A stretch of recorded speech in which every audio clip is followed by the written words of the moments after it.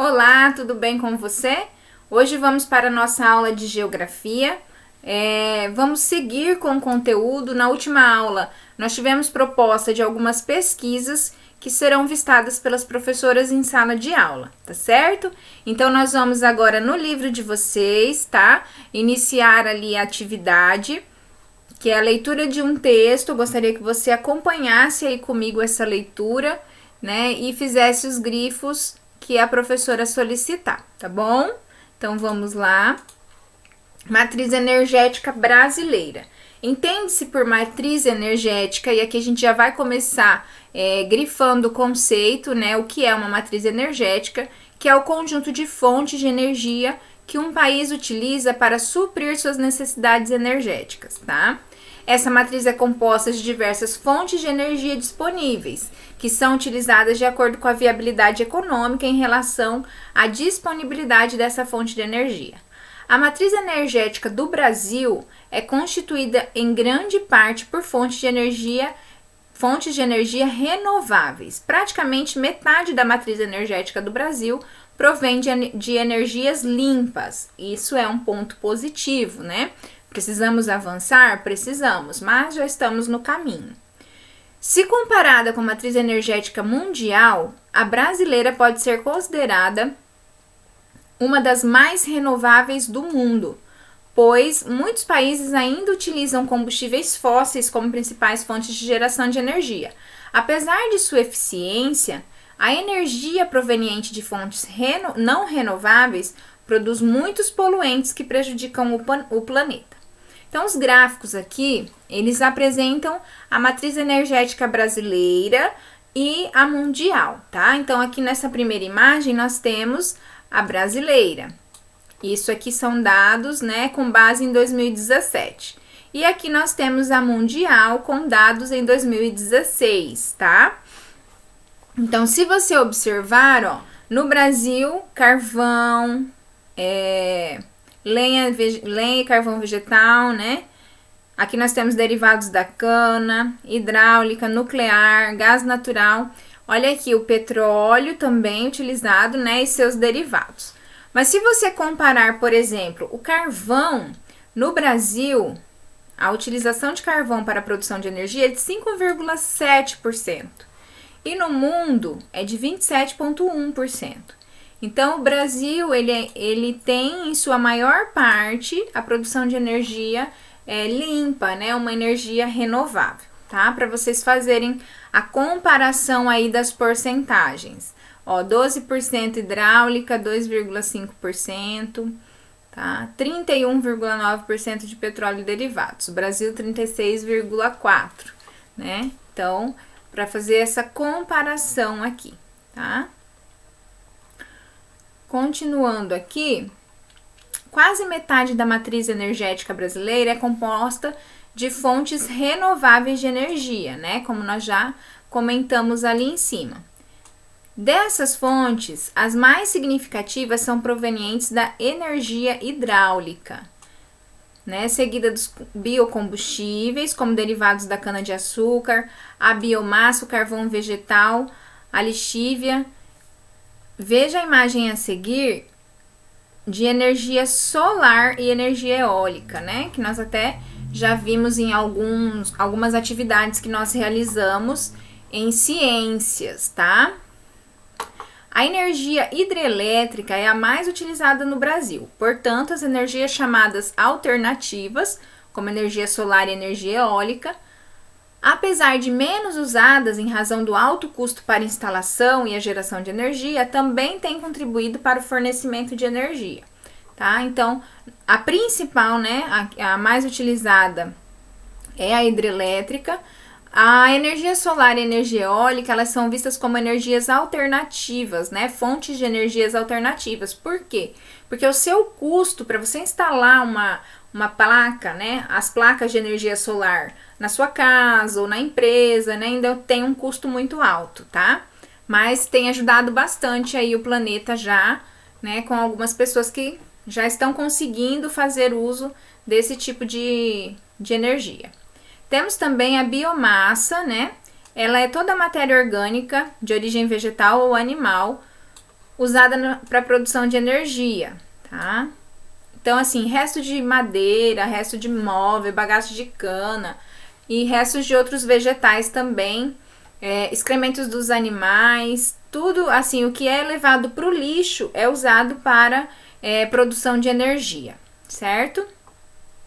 É muito utilizada para gerar energia em termoelétricas e é dela também que são extraídos os biocombustíveis, tá?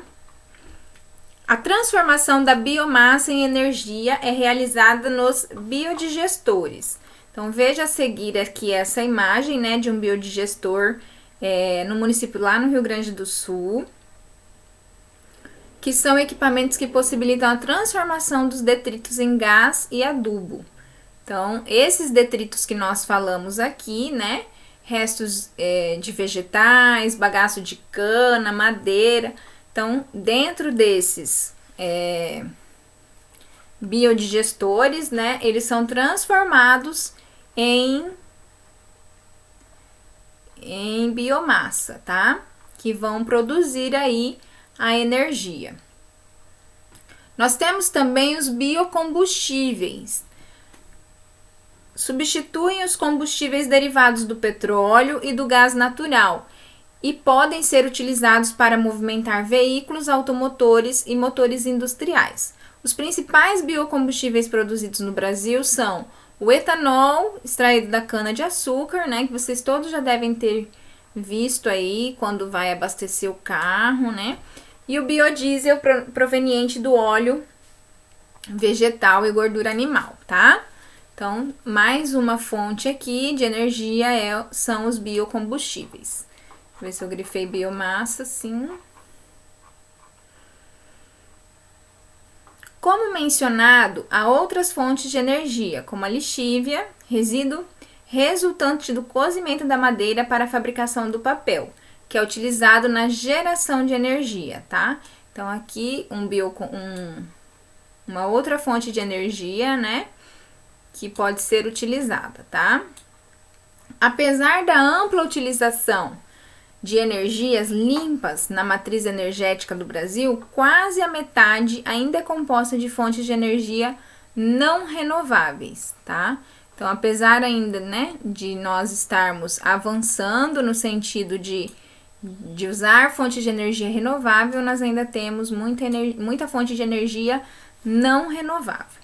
O gás natural, além de ser encontrado em reservatórios naturais, é produzido a partir da decomposição de materiais orgânicos que foram se degradando por milhares de anos. É um gás menos poluente que o gás extraído do petróleo e sua utilização gera energia em indústrias, usinas, termoelétricas e residências, tá? Então, esse gás aí que pode ainda ser utilizado, né, o gás natural, certo? Ele é um gás menos poluente do que o gás extraído do petróleo.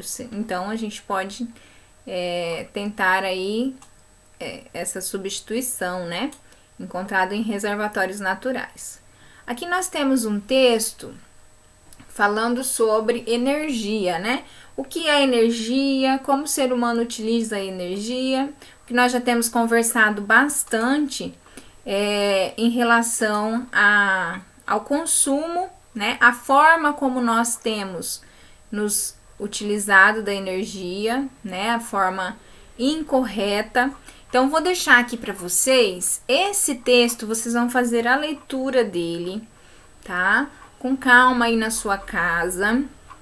Depois que você realizar a leitura desse texto, de como o ser humano se utiliza da energia, você vai vir aqui para responder as atividades, tá? Então, número 2, a primeira é fazer a leitura. Em um lado de uma folha do papel, ilustre o que você compreendeu do texto em relação à importância da energia na nossa vida. Você vai fazer um desenho, uma ilustração do que você entendeu desse texto, tá? Sobre a importância da energia na nossa vida. Nós sabemos, né, que a energia, além da comodidade, nós temos aparelhos aí em hospitais que necessitam de energia elétrica, então coisas que para nós são vitais. Então, qual que é a importância dessa energia na nossa vida?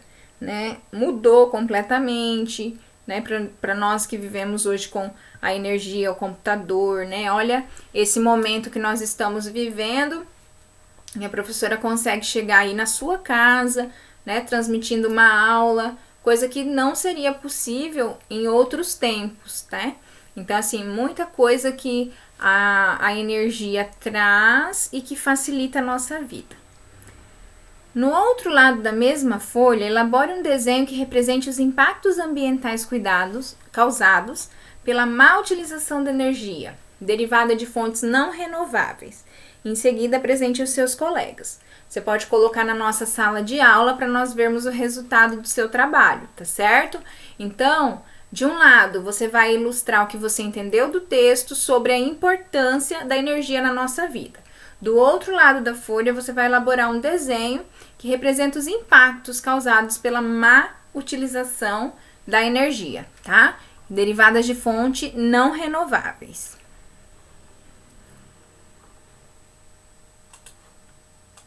O registro de viagem que vocês vão realizar é uma entrevista, né, com alguém.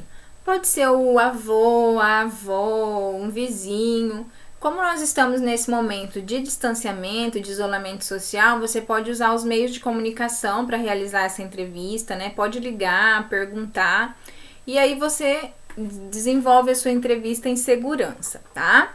Então, você vai entrevistar, essa pessoa precisa ter mais de 65 anos, tá? Para que consiga perceber a mudança em relação às fontes de energia utilizadas antigamente e agora. Então, vocês vão entrevistar uma pessoa que vai dizer como era a iluminação, como era a fonte de energia antigamente. Então, essa pessoa precisa ter mais de 65 anos para poder fazer essa comparação. Porque se você entrevistar uma pessoa mais jovem, né, talvez ela não tenha vivenciado um momento diferente aí no fornecimento de energia, tá? Então, você vai utilizar esse questionário para entrevista. Você vai registrar a resposta no caderno e depois a gente vai conversar sobre, assim, possível, né? Então, na letra A, você vai perguntar para a pessoa onde morava quando era criança, se era no campo, se era na cidade, porque isso interferia também na forma como o processo, né, a iluminação chegava até a casa, como sua casa era iluminada ao anoitecer, como a água do banho era aquecida, o que era utilizado para aquecer as panelas no fogão. Você tinha televisão ou rádio? Como ficava sabendo das notícias na cidade? Alguém da família tinha carro? Qual era o combustível utilizado para movimentá-lo?